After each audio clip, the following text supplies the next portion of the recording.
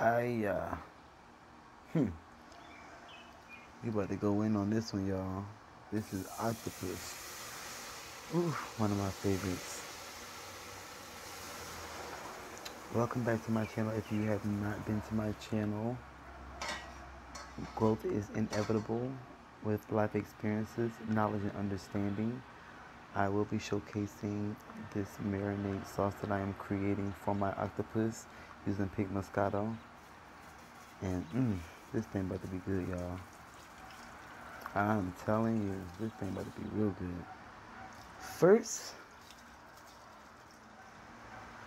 you add a bottle of wine. Then you take a drink. Child to joy your child. So I added like almost a bottle of wine. I added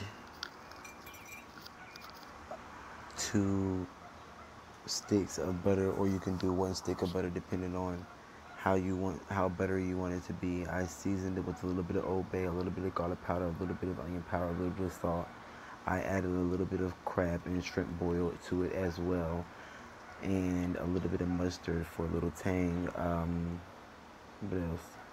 I think that was about the gist of it. Also probably added a little bit. I'm going to be adding a little bit more, and I added a little bit more after I took it off of the pan and added it into the octopus as I tossed it with my tongs and allowed it to stay in the refrigerator for some hours. With the acidity of the wine from the reduction of it, it will cook slowly but not all the way while it is in that marinade as well. So you can use any acid. Like I said, I really wanted to use lemon. I don't have any lemon, so I created just a reduction. I would have used lemon on top of this as well. If I had a lemon, I would have used lemon on top of the reduction. A couple of different acids won't help. So here I'm pouring the acid right on top of, the reduction right on top of the octopus, and allowing it to marinate in the refrigerator. I also added a ladle of the confit oil from the chicken that I broke down in the previous video when I did my enchiladas. So there you go, we'll be back. Welcome back, welcome back, welcome back.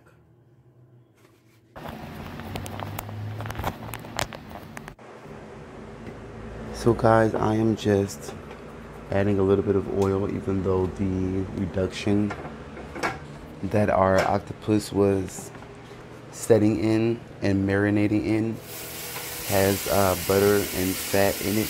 However, I just wanted to make sure that this does not burn. I'm adding in the octopus. I'm searing them on both sides, and then I'll add the rest of the liquid almost to deglaze the pan. I actually will be deglazing the pan twice initially. This first time I'm going to sear lightly both sides, 5 minutes on each side, give or take. Then I'm going to add the rest of the reduction. Deglazing the pan is any method of adding liquid to a pan after it has seared, after it has sauteed. That way those reductions, which we call sook, if you have watched my videos before, sook, you are aware of. Sook is the residual flavors, the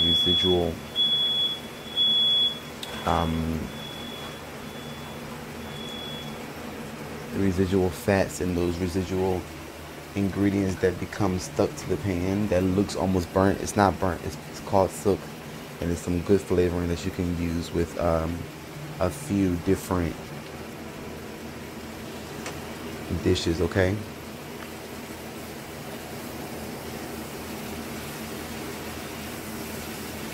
Here I'm just moving the octopus around, making sure that it does sear well on both sides.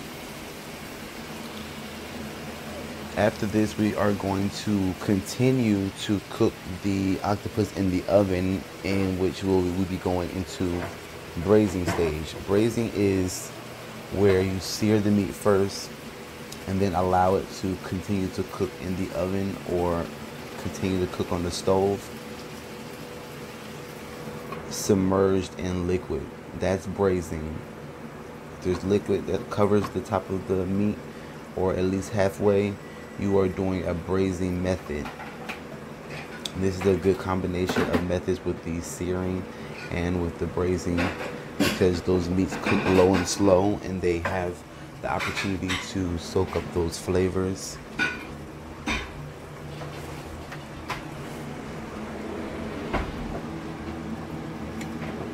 I cooked my octopus for an additional hour and 15 minutes while I played around with the tenderness and and while it roasted. Octopus is still going to be pretty firm when it's done. However, it'll be a good firm. Octopus is in the seafood family. Comes from the ocean. I guess the most familiar that people have when it comes to octopus is calamari. And calamari is octopus that is fried. They use the tentacles sometimes, and sometimes they use the actual body. It just depends on whatever dish that they are making. So I could have done a lot of things with this octopus. I could have made a stew. I could have incorporated some other things. But to be honest, I really just wanted a taste for octopus. I had a craving for it, and I just wanted some. So I literally just made a little bit of rice, and I had my octopus on a bed of rice. I allowed it to continue to cook. I then cut it and then allowed it to continue to braise. That way those braising flavors can get excuse me, through and cut through those mussels and into the octopus. Okay, so the things do take time.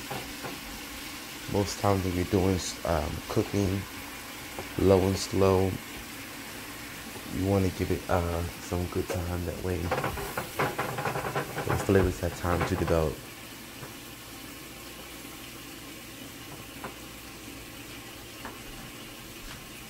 So as you can see, we have a good liquid here. It almost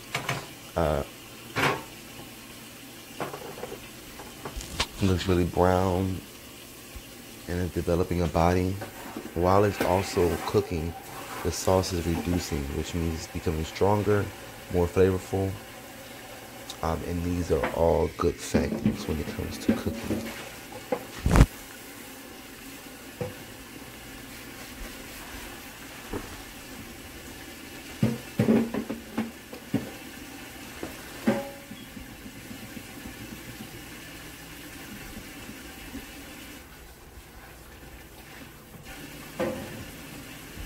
As you can see, this is longer than 5 minutes that I have it on the stove. However, I included that into the braising time that is split between being on the stove and the oven.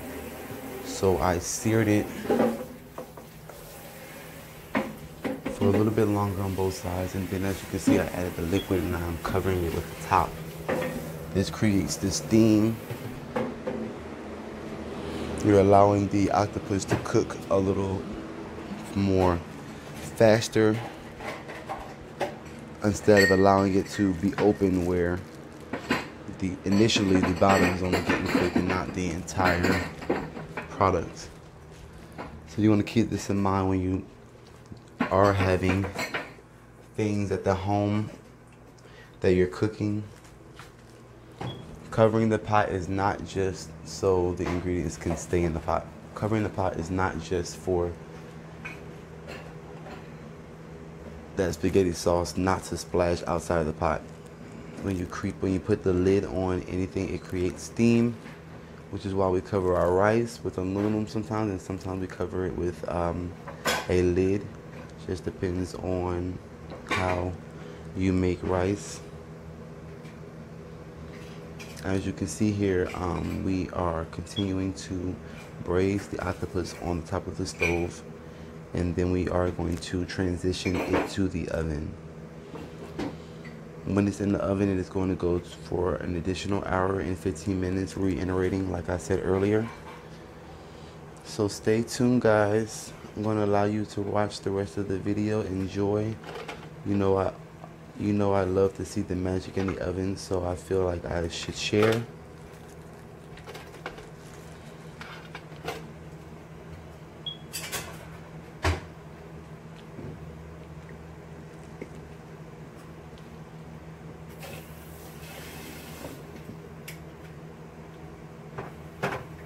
And here we are, giving it another tester, another turn, checking it, dipping it in those oils, making sure that flavor stays in there.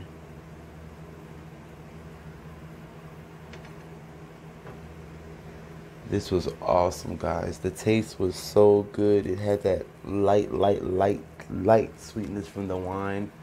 Had that acidity. Oh, I wish I had some lemon that would have really kicked it off. I added a little bit of more Creole and seafood and Old Bay seasonings on top afterwards when it was on my plate, just to get those that really flavor and that craving that I was having. And it was over a bed of rice, so that will be featured via picture at the end.